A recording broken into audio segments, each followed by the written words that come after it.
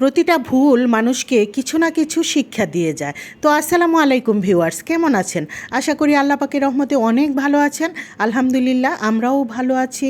তো প্রতিদিনের মতো আরেকটা ছোট্ট ব্লগ নিয়ে আপনাদের সাথে চলে আসলাম।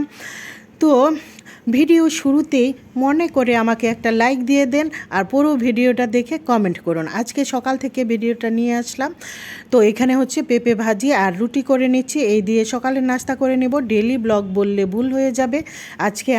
কালকে আমি কোনো ভিডিও আপলোড করতে পারিনি, আমার একটু সমস্যা ছিল। যাই হোক আপু ভাইয়ারা, তো এই তো রুটিগুলো হয়ে গেলে নাস্তা করার পর আমি চলে আসলাম আমার ছোট বাজানের রুমে। ওর রুমের পর্দাগুলো আমি এক এক করে খুলে নিচ্ছি। আমি পর্দাগুলো ওয়াশ করব আজকে। আর আমি ছোট বাজানের বারান্দা থেকে কাঁচামরিচ নেব। রান্না করতে যেয়ে দেখি যে কাঁচামরিচ নেই। আর এই সুযোগে আপনাদের সাথে আমার বাজানের রুমটা একটু শেয়ার করলাম। আর হচ্ছে আমার প্রতি রুমের সাথেই বারান্দা, তাই আমি বারান্দার কোনায় কিছু কিছু গাছ রাখতে, অল্প করে কিছু গাছ রাখতে চেষ্টা করি। এখানে হচ্ছে কাঁচামরিচ গাছ।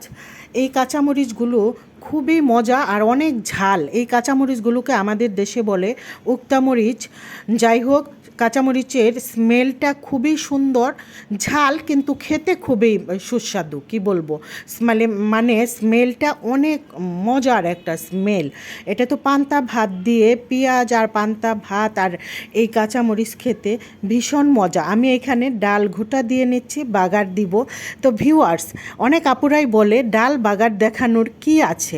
তো আপুরা, এটা আপনাদের বুঝতে হবে যে এটা একটা ডেইলি ব্লগের পেজ। এখানে তো রান্নাবান্নার ভিডিও শেয়ার হয়।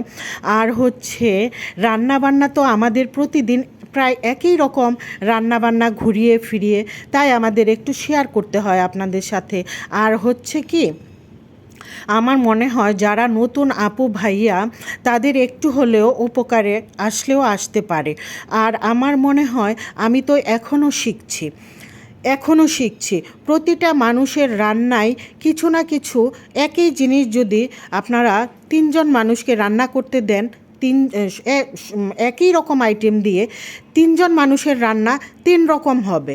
এটা হচ্ছে এক একজনের রান্নার বৈশিষ্ট্য, এক এক রকম স্বাদ, এক এক রকম, সব কিছুরই ভিন্নতা আছে, হাতেরও একটা ছোঁয়া আছে আমার মনে হয়। কিন্তু আমার মনে হয় আমি এখনও শিখছি। আমি যখন অন্য একটা পেজে অন্য আপুর রান্না দেখে আমার মনে হয় ওই আপুটা ওইভাবে রান্না করছে, দেখি তো আমি একটু এইভাবে রান্না করে কেমন হয়। রান্না করে দেখি ঠিকই ওই রান্নাটা বেশি মজা হয়েছে, অথবা অন্যরকম একটু স্বাদ হয়েছে। সেজন্য আমি এখনও রান্নাটা শিখছি।